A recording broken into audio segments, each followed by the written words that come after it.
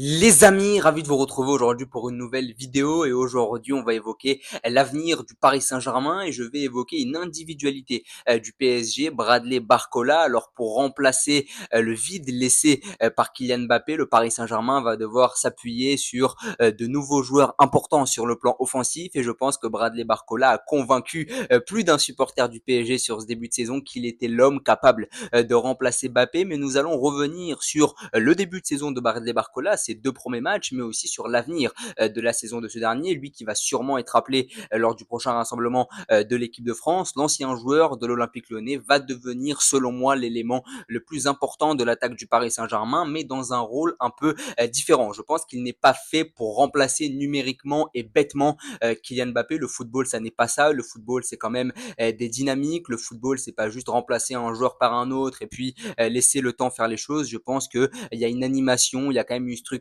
à avoir. Donc on va un peu évoquer tout ça. Alors pour beaucoup de supporters du Paris Saint-Germain, mais pour aussi beaucoup de supporters de l'équipe de France, Bradley Barcola sur l'aile gauche des deux équipes, que ce soit le PSG ou l'équipe de France, était l'homme qui était fait pour remplacer Kylian Mbappé. Avec le déclin inexorable d'Olivier Giroud, Mbappé a été amené à être replacé dans l'axe de l'attaque de l'équipe de France et donc ça permettait à Bradley Barcola de jouer. Il avait notamment joué le troisième match face à la Pologne en tant que titulaire. Il avait fait une très bonne entrée en jeu contre l'Espagne en demi-finale. D'ailleurs, c'est lui qui avait un peu relancé le maigre espoir de l'équipe de France d'égaliser face à l'Espagne sur la demi-finale de l'Euro. Donc pour beaucoup, Barcola devait remplacer Kylian Mbappé sur l'aile gauche du Paris Saint-Germain, mais aussi sur l'aile gauche de l'équipe de France pour permettre à Mbappé de se réaxer. Alors en équipe de France, ça a été un succès puisque contre la Pologne, il a joué, il avait été très bon. Contre l'Espagne, il était rentré, il avait été très remuant, mais je l'ai trouvé très sous-utilisé par un Didier Deschamps qui avait été un peu trop rigide, un peu trop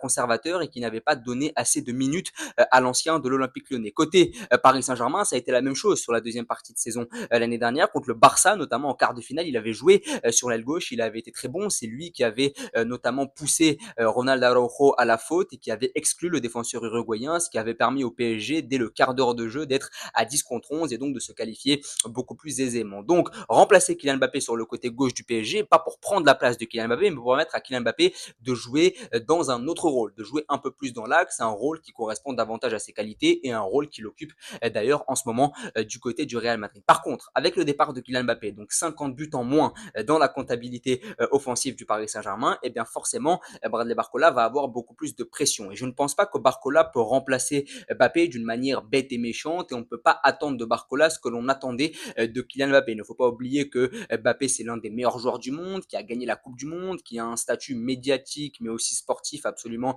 exceptionnel. C'est quelqu'un qui a la personnalité et les épaules pour porter son équipe. Il l'a d'ailleurs fait avec succès avec le Paris Saint-Germain, un peu moins sur la dernière année, mais globalement avec les départs de Neymar et Messi, c'est lui qui était devenu la nouvelle tête d'affiche du Paris Saint-Germain, mais surtout sur le plan statistique. Alors Mbappé décevait pas mal dans le jeu, mais sur le plan statistique, c'était quand même une fiche de stade de 45-50 buts, donc ça se remplace pas si facilement. Barcola, on va pas lui demander de prendre la place de Kylian Mbappé, tout d'abord parce que ça n'est pas le même profil. Barcola est un ailier pur, là où Mbappé a tendance davantage à se réaxer et avec le temps, il va peut-être être amené à faire comme Cristiano Ronaldo, à devenir un vrai numéro 9, ce qu'il est en train de devenir avec le Real Madrid, même si Luis Enrique a dit que Barcola avait joué chez les jeunes en tant que numéro 9 et que ça pouvait lui arriver de se réaxer. Selon moi, Barcola, c'est quand même un ailier pur. Alors peut-être qu'il peut jouer dans une attaque à deux têtes, dans un 4-4-2, c'est possible, mais je pense que Barcola reste un pur ailier et donc on ne peut pas demander à Barcola ce que faisait Mbappé parce que Mbappé c'est un ailier qui va beaucoup se réaxer et qui va être vraiment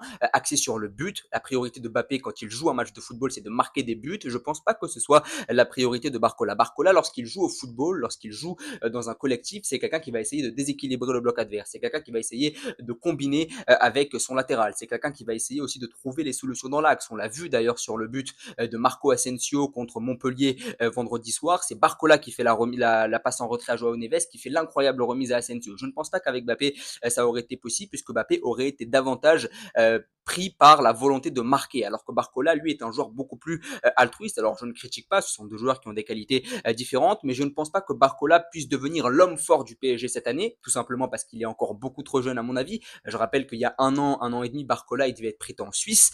Il n'était pas question de transférer au PSG pour une somme aussi élevée. À la base, Barcola, c'était quelqu'un qui devait être transféré en Suisse, qui ne devait même pas jouer avec l'Olympique Lyonnais. Finalement, il avait fait cette superbe deuxième partie de saison sous Laurent Blanc, son duo avec Lacazette, qui lui a permis de signer du côté du PSG. Même lorsqu'il a signé du côté du PSG, il y avait énormément de sceptiques et beaucoup de gens qui se disaient Barcola, il va venir cirer le banc. Barcola, il va pas beaucoup jouer. Barcola, il va s'incorporer peu à peu dans le collectif du Paris Saint-Germain, mais il va avoir du mal à devenir titulaire étant donné qu'il est encore très jeune, qu'à son poste il y a Mbappé, il y a Dembélé, donc il y a des têtes d'affiche quand même du football français. Donc Barcola allait venir pour progresser. Mais au final, Barcola s'est imposé, pas toujours en tant que titulaire, mais davantage en tant que joker. Il avait été très critiqué, notamment par certains consultants sportifs au début de la saison dernière pour certains ratés en Ligue des Champions. Beaucoup lui reprochaient le fait de ne pas être un joueur fini, de ne pas être encore assez mature. Et je trouve que cette maturité, il l'a obtenue. Mais en réalité, cette maturité, il l'avait déjà depuis très longtemps. Depuis très longtemps, Barcola, c'est un joueur qui, devant le but, est très sérieux et c'est un joueur qui, depuis très longtemps, est très mature dans son jeu. Il avait quelques défauts à corriger au niveau de la finition, mais globalement, ça a toujours été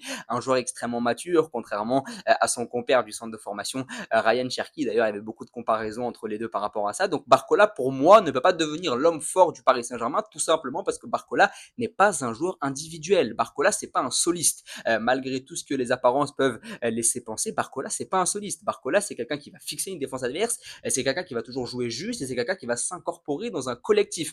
Barcola, il a toujours les mêmes dribbles. Et ça, c'est une critique qu'on a soumise concernant Barcola, mais c'est une critique positive. Barcola, il a toujours le même dribble. C'est pas un Saint-Maximin, c'est pas un Riyad Mahrez, c'est pas quelqu'un qui va enflammer un stade. Mais Barcola, c'est quelqu'un qui va prendre l'extérieur, c'est quelqu'un qui va pouvoir se réaxer aussi, qui va combiner avec son latéral, qui, lorsqu'il sera en manque de solution, pourra revenir sur le retrait. Donc, il aura toujours une solution dite de maturité. C'est quelqu'un de mature, c'est quelqu'un qui est dans son jeu et très posé. Mais ce genre de joueur ne peut pas apporter une attaque. C'est un joueur qui peut s'incorporer dans un collectif, qui peut être l'un des hommes forts d'une équipe qui tourne bien, mais ça peut pas être la tête qui dépasse. Et en ce sens-là, je trouve que c'est très positif parce que ça peut être le symbole d'un nouveau PSG. En fait, Barcola, c'est le symbole d'un nouveau PSG. Le fait que le mec qui remplace Mbappé numériquement dans le 11 soit Barcola, c'est significatif et symbolique de ce que fait faire Luis Enrique du côté du Paris Saint-Germain, puisqu'avant, à ce poste-là, un peu plus axial tout de même, tu avais Mbappé, qui était vraiment l'individualiste, le soliste, voire même l'égoïste, mais dans le sens positif de base, celui qui était vraiment le numéro un de l'attaque, que ce soit dans le comportement,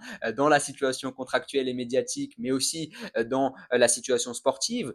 En atteste son manque d'implication dans le jeu, mais sa fiche de statistiques toujours très bien garnie, alors que Barcola, c'est quelqu'un qui aura peut-être un peu moins de stats, qui aura peut-être un peu moins de une dans l'équipe, qui aura peut-être un peu moins de problèmes contractuels, mais un joueur profondément collectif. Je ne sais pas si les gens ont déjà entendu la voix de Bradley Barcola, tant ce dernier est très discret. C'est quelqu'un qui est collectif et qui va être le symbole du nouveau PSG où il n'y a aucune tête qui dépasse. Alors personnellement, j'aimerais bien que que Barcola soit la nouvelle tête d'affiche du Paris Saint-Germain, mais je pense que ce serait desservir la cause, ce serait mettre beaucoup trop de pression à un gamin qui n'a pas encore tant de références que cela, et surtout, ça serait aller contre le PSG que veut mettre en place Luis Enrique. Luis Enrique, l'idée, elle est claire, c'est construire un collectif très fort et les renforts qui sont arrivés cet été du côté du club de la capitale le soulignent fortement. Ils ont quand même recruté Joao Neves, qui est le joueur de collectif par excellence dans un milieu de terrain. Donc on voit que il y a une nouvelle feuille de route et la volonté de certains médias de mettre Barcola comme le remplaçant de Mbappé, le nouveau numéro un d'attaque du Paris Saint-Germain.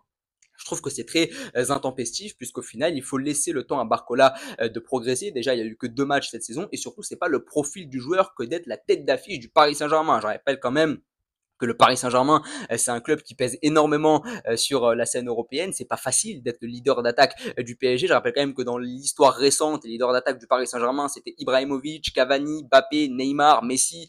Donc c'est quand même des noms différents que Barcola. C'est quand même des joueurs qui étaient beaucoup plus âgés, beaucoup plus expérimentés, qui avaient les épaules plus solides. Là, Barcola, on parle d'un jeune qui a 1 an et demi n'était même pas sur la fiche du football français chez les jeunes espoirs. Là, aujourd'hui, il a connu évidemment une explosion et ça, il faut le souligner. C'est un joueur joueur de grand talent, mais ce serait lui mettre beaucoup trop de pression que lui donner les clés d'attaque du PSG. Je pense qu'il faut le laisser progresser et surtout le laisser devenir l'une des composantes fortes de la nouvelle attaque du PSG et du nouveau PSG plus généralement que veut mettre en place Luis Enrique, d'autant plus qu'il y a d'autres joueurs d'expérience dans cette attaque. Il y a quand même Dembélé qui a 27 ans, qui est champion du monde, qui a joué à Barcelone. Il y a Kolo Muani qui est international aussi, qui avait fait des siennes à la Coupe du Monde 2022, qui avait été énorme en demi-finale et en finale. Donc il y a des joueurs qui ont plus de références que Barcola. Ce serait eux qui devraient prendre le leadership de l'attaque du PSG, pas Bradley Barcola logiquement. Mais maintenant Barcola est meilleur que Dembélé et Kolo Muani aujourd'hui. Son statut est peut-être au-dessus aujourd'hui aux yeux de Luis Enrique, étant donné son début de saison, mais aussi étant donné son euro,